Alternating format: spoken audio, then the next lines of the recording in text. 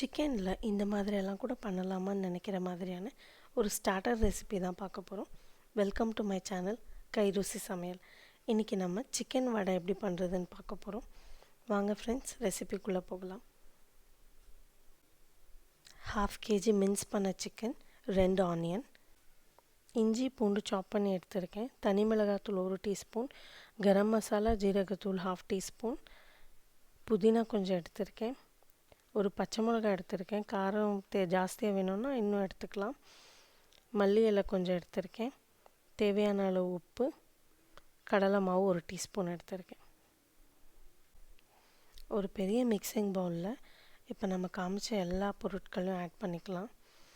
இதுக்கு கொஞ்சம் அதிகமாக வெங்காயம் தேவைப்படும். ஸோ நான் பெரிய 2 வெங்காயம் எடுத்திருக்கேன். வெங்காயத்தில் இருக்கிற தண்ணியே போதுமான அளவாக இருக்கும். தண்ணி கொஞ்சம் அதிகமாக இருக்கிற மாதிரி இருந்துச்சுன்னா கடலை மாவு கொஞ்சம் எக்ஸ்ட்ரா ஆட் பண்ணிக்கலாம். 1 டேபிள் ஸ்பூன் வரைக்கும் எக்ஸ்ட்ரா ஆட் பண்ணிக்கோங்க. பாருங்கள், எல்லா பொருட்களையும் ஆட் பண்ணிவிட்டு நல்லா கலந்து விட்டுடுங்க.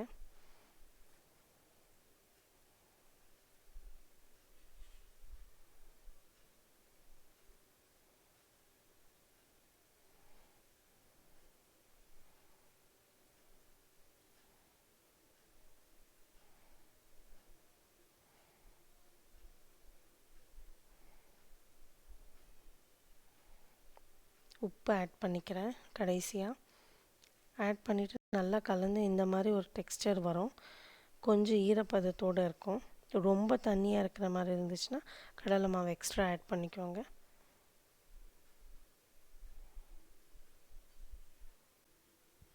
ஒரு 10 மினிட்ஸ் அப்படியே ஊறுறதுக்கு விட்டுடுங்க. அதுக்கப்புறம் என் கையில் நல்லா ஆயில் தடவிட்டு இந்த மாதிரி தட்டுங்க. நல்லா அழகாக வடை மாதிரி வரும். ஒரு பேனில் ஆயில் ஆட் பண்ணிக்கிறேன்.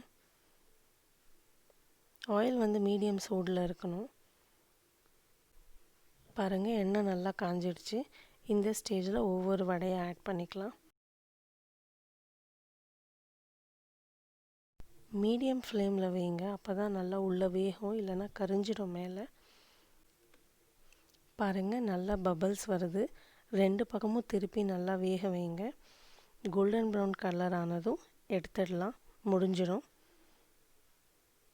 பாருங்கள், ஒரு பக்கத்துலேருந்து நல்லா பபிள்ஸ் அடங்கிட்டே வருது. இந்த மாதிரி பபிள்ஸ் அடங்கிட்டாலே வெந்துடுச்சுன்னு அர்த்தம். எடுத்துடலாம்.